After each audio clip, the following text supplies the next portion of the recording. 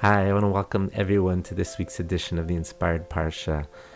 I want to dedicate today's learning in memory of the 24 soldiers that we lost this week.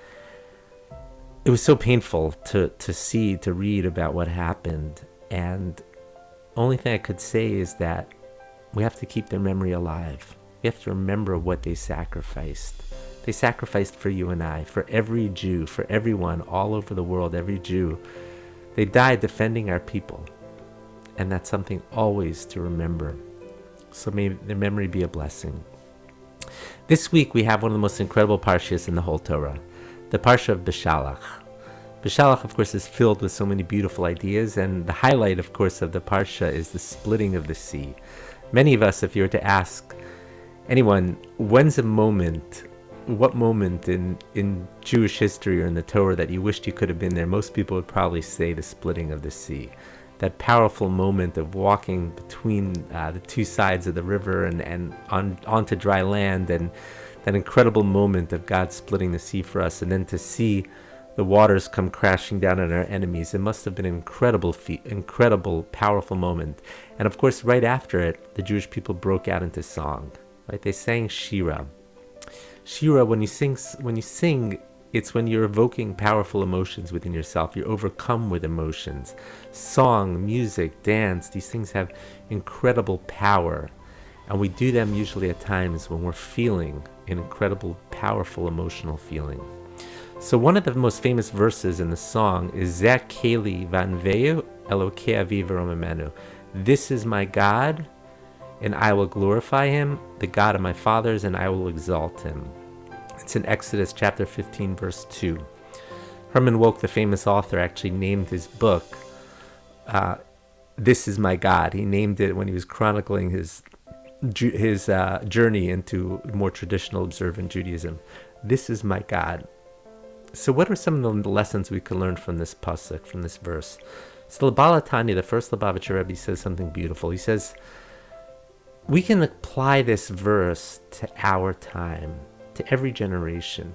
Every one of us has to be able to sometimes say, Zeh Keli, this is my God. Look at something tangible that's in your life and say, this is my God.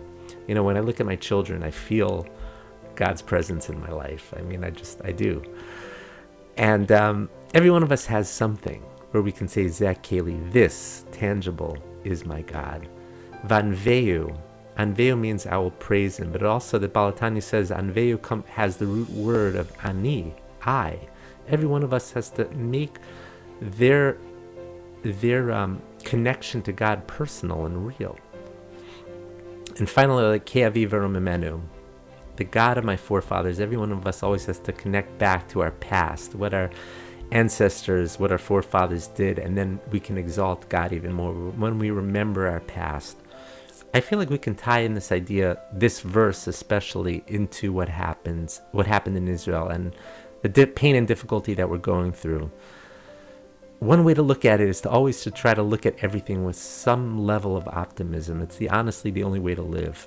So every one of us can say, Zeh Keli, this is my God. We can point to the land of Israel and say, yes, we don't understand all the difficulty and pain and suffering that we're going through, but Zeh Keli, this is my God. Look at how special the land of Israel is. Look at how it's flourished.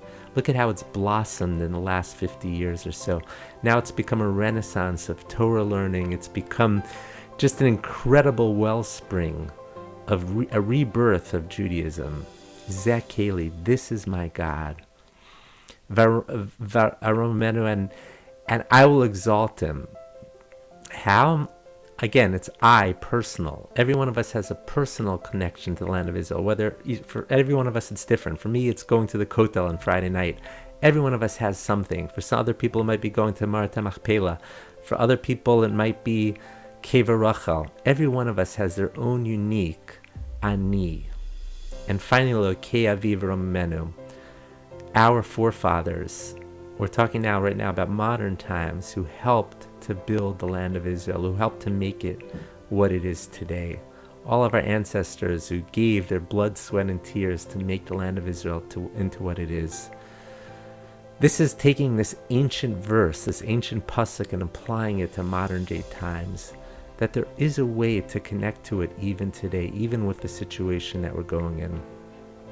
Maybe we live soon to see this war over, but in the meantime, we can all try to experience this verse.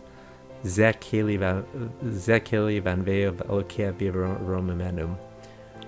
is my God, I will glorify him. The God of my fathers, I will exalt him. Thank you so much for listening. Have a wonderful Shabbos.